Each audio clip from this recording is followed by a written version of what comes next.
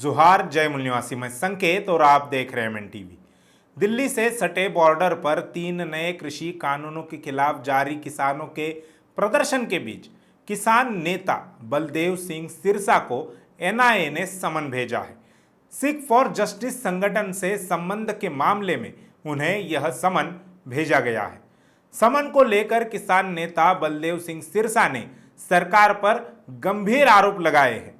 NIA का समन मिलने पर उन्होंने कहा कि सरकार किसानों को आतंकवादी साबित करना चाहती है। सरकार के साथ हो रही बातचीत में सिरसा भी शामिल है। कल यानी रविवार को उन्हें नई दिल्ली में एनआईए के हेडक्वार्टर में रिपोर्ट करनी है। उनसे सिख फॉर जस्टिस संगठन के गुरपतवंत सिंह पन्नू के बारे में पूछताछ की जानी है। आरोप है कि पन्नू ने लोगों को सरकार के खिलाफ भड़काने और कानून व्यवस्था को बिगाड़कर हिंसा फैलाने की कोशिश की। सिरसा ने इस मामले में कहा है कि समन भेजकर सरकार इस आंदोलन को भटकाने का प्रयास कर रही है। शुक्रवार को IBIWS की तरफ से पूरन सिंह नव्य दौर की चर्चा में शामिल हुए थे।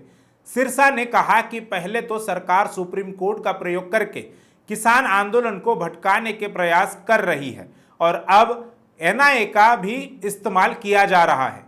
मंगलवार को अटॉर्नी जनरल के वेणुगोपाल ने सुप्रीम कोर्ट से कहा कि जानकारी मिली है कि इस आंदोलन में खालिस्तानी संगठन भी शामिल हो रहे हैं। कई लोगों को एनआईए ने समन भेजा है। बलदेव सिंह सिरसा भी उनमें से एक है।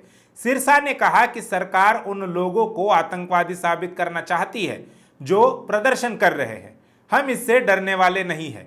सरकार को झुकना होगा।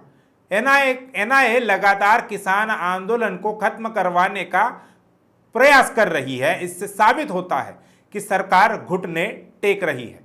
एनआईए ने सिख फॉर जस्टिस संगठन के खिलाफ एफआईआर दर्ज की है और उस पर साजिश करने का आरोप है। कहा गया है कि आंदोलन के लिए फंड खालिस्तान समर्थक संगठन भी भेज रहे हैं।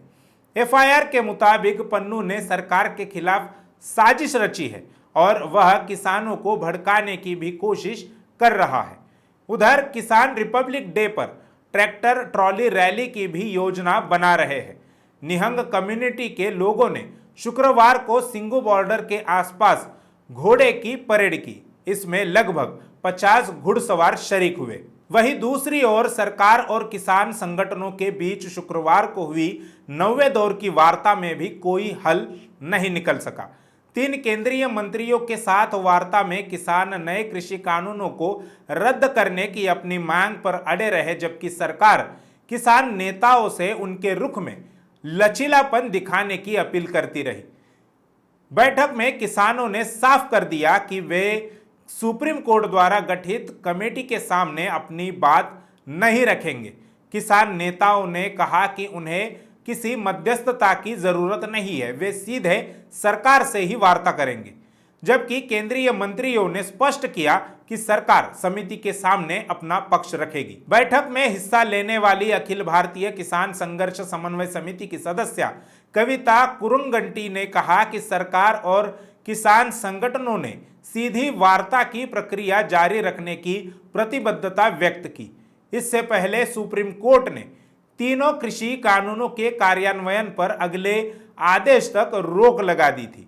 शीर्ष अदालत ने इस मामले में गतिरोध को समाप्त करने के लिए 4 सदस्यीय कमेटी का गठन किया था।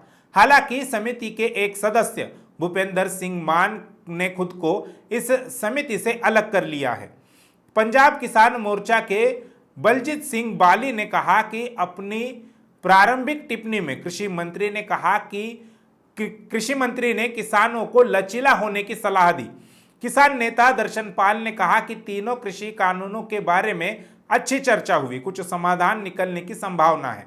किसान नेता राकेश टिकैत ने कहा कि सरकार ने हमसे कहा है कि समाधान बातचीत से ही निकालना चाहिए, अदालत में नहीं। सभी का समान मत है कि कुछ समाधान निकलने की संभावना जरूर दिखाई दे रही है।